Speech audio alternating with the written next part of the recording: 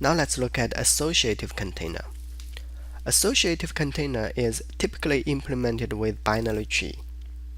The key attribute of associative container is it is always sorted. When you insert an item in a binary tree, the item will be inserted in its proper location. And when you remove an item from the tree will be rearranged so that everything is still in order.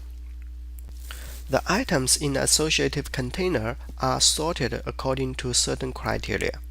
By default, that criteria is operator less than. Because the container is always sorted, some operation doesn't make sense anymore, such as push back or push front. First, let's look at a set. Set has no duplicate items. Here I create a set of integer, then I insert 3, 1, 7. By the end of each insertion, the items in the set is automatically sorted. And the insertion always takes logarithmic time, regardless of where it is being inserted. Either in the beginning, in the end, or in the middle, it always takes logarithmic insertion time. Then I use the member function find to find the item of 7. This is very fast. It also takes logarithmic time. It is much faster than any of the sequence containers. The sequence containers takes linear time to search. So the logarithmic time searching is the most important feature of associative containers. The sequence containers doesn't even have the find member function because it takes too long to find. The insertion function also returns something. It returns a pair of values. The second value is a boolean which indicates whether the insertion is successful or not. In this case, it's inserting 3, and since we already have a 3 in the set, and the set doesn't allow duplicate items, so the insertion is failed.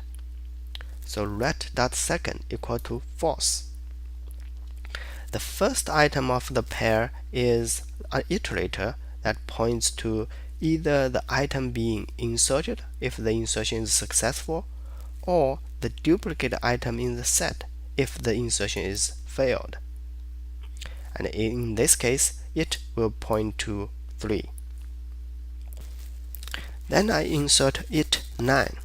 This will insert 9 in front of this iterator, right? Wrong.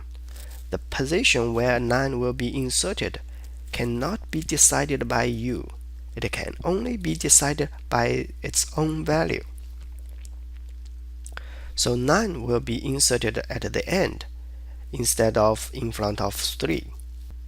Then why do we need an iterator parameter for the insert function if that position is not used for insertion? It turns out the iterate parameter is used as a hint to find the location where 9 is to be inserted. So if you can always provide a good hint, then you can reduce the insertion time from logarithmic time to constant time. So at the end, 9 is inserted at the end of the set, and it is still pointing to 3. Erase it will remove 3 from the set. And we can also remove an item by its value. So erase 7 removes 7 from the set. This kind of erasure also benefited from the logarithmic time searching of associative container. None of the sequence containers provides this kind of erasure. It's too slow. Multiset is just like a set, except that it allows duplicate items. So insertion into a multiset is always successful. Here is an example of multiset. One important thing about set and multiset that you should always remember is the value of the elements cannot be modified. They are read-only. So the dereference of an iterator is a constant. You cannot assign a value to it. The reason is, if you modify an element in a set or multiset, you may corrupt the data structure. The elements may not be sorted anymore. And that is very bad because it will break the promises that the container has made. Properties. Number 1, logarithmic searching time. Number 2, traversing is slow. Set and multiset suffer from the same problem as the list, which is locality. So traversing is slow comparing to vector or even deck. Number 3, no random access. Associative containers are always sorted, but sometimes people don't want to sort them according to the value of each element. They want to sort them according to some key. So we have a key and value pair. This is why we have map and multimap. Map and multimap have the same interface as set and multiset, except that each element is a pair of key and value. Map doesn't allow elements with duplicate keys. Here I create a map from char to int. And when I insert an item, I need to create a pair from char to int and then insert it. I could also use the makePair convenient function. It's convenient because it saves me some typing on the types. The types can be inferred from the parameters.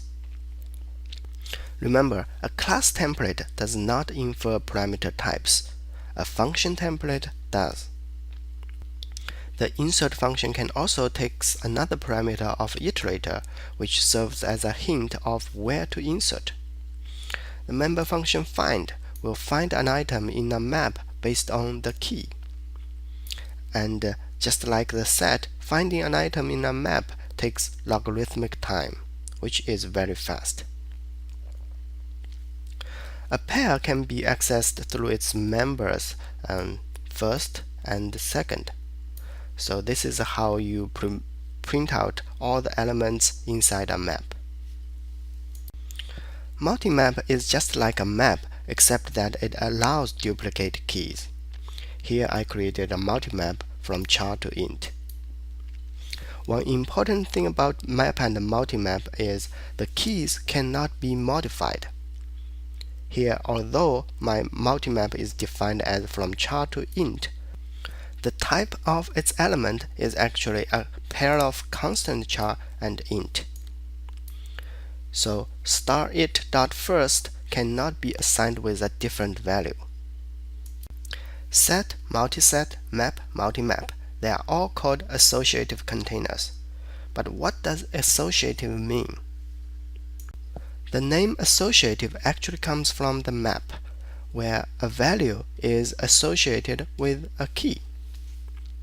As for set and multiset, you can think of them as a special kind of map and multimap, where the key of each element is the same as the element's value.